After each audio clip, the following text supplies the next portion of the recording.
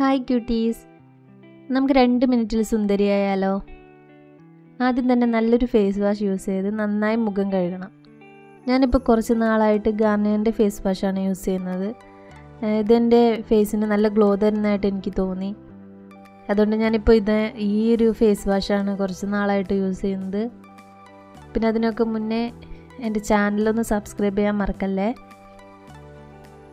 പിന്നെ അതിന് ശേഷം നല്ലൊരു മോയ്സ്ചറൈസർ അപ്ലൈ ചെയ്ത് കൊടുക്കണം. ഞാനിപ്പോൾ അപ്ലൈ ചെയ്യുന്നത് പോൺസിൻ്റെ മോയ്സ്ചറൈസറാണ്. ഇത് കുറച്ചുകൂടിയും കംഫർട്ടബിളായിട്ട് എനിക്ക് തോന്നാറുണ്ട്. ഒട്ടും സ്റ്റിക്കി അല്ല, ഫേസ് ഡ്രൈ ആക്കുന്നില്ല. പിന്നെ ഇതൊരു ജെല്ലി കൺസിസ്റ്റൻസി ആയതുകൊണ്ട് പെട്ടെന്ന് അബ്സോർബ് ആവുന്നുണ്ട്. നല്ലൊരു മോയ്സ്ചറൈസറാണ്. പിന്നെ അതിന് ശേഷം ഒരു കോമ്പാക്ട് പൗഡറാണ് ഞാൻ അപ്ലൈ ചെയ്യുന്നത്.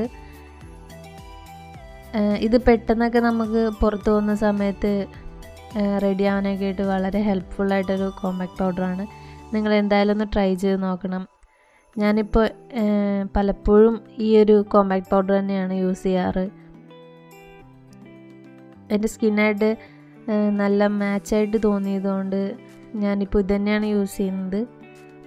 അത് നന്നായി ഒന്ന് അപ്ലൈ ചെയ്ത് കൊടുക്കണം. വളരെ കുറച്ച് മതി, നല്ലൊരു ബ്രൈറ്റായിട്ട് നമുക്ക് തോന്നും. പിന്നെ ഞാൻ കണ്ണ് എഴുതുന്നത് കൂടുതൽ ഐക്കോണിക്കാണ് യൂസ് ചെയ്യാറ്. ഞാൻ താഴെ അങ്ങനെ എഴുതാറില്ല, മുകളിലാണ് കൂടുതലും എഴുതാറ്. പുറത്ത് പെട്ടെന്ന് പോകുന്ന സമയത്ത് ഐലൈനറൊക്കെ എഴുതി കഴിഞ്ഞാൽ അത് ഡ്രൈ ആവാനൊക്കെ വെയിറ്റ് ചെയ്യണ്ടേ. ഇതിപ്പോൾ പെട്ടെന്നൊക്കെ റെഡി ആവാൻ വേണ്ടി ഞാൻ കണ്ടുപിടിച്ചൊരു ട്രിക്കാണ്. ഞാനിപ്പോൾ സമയമുണ്ടെങ്കിലും ഇത് തന്നെയാണ് എഴുതാറ്. പിന്നെ ചെറിയൊരു പൊട്ട്. പിന്നെ ഞാൻ ലിപ്സ്റ്റിക്ക് അങ്ങനെ യൂസ് ചെയ്യാറില്ല കേട്ടോ. കൂടുതലും ലിപ് ബാം തന്നെയാണ് യൂസ് ചെയ്യുന്നത്. എനിക്കതാണ് കുറച്ചുകൂടി കംഫർട്ടബിളായിട്ട് തോന്നാറ്. അതുകൊണ്ട് ഞാൻ ലിപ് ബാമാണ് യൂസ് ചെയ്യുന്നത്. പിന്നെ ഷോർട്ട് ഹെയർ ആയതുകൊണ്ട് ഞാൻ മുടിയുമ്മേ അധികം പണികളൊന്നും ചെയ്യാറില്ല. പെട്ടെന്നൊരു ഹെയർ ബാൻഡ് എടുത്ത് വയ്ക്കും.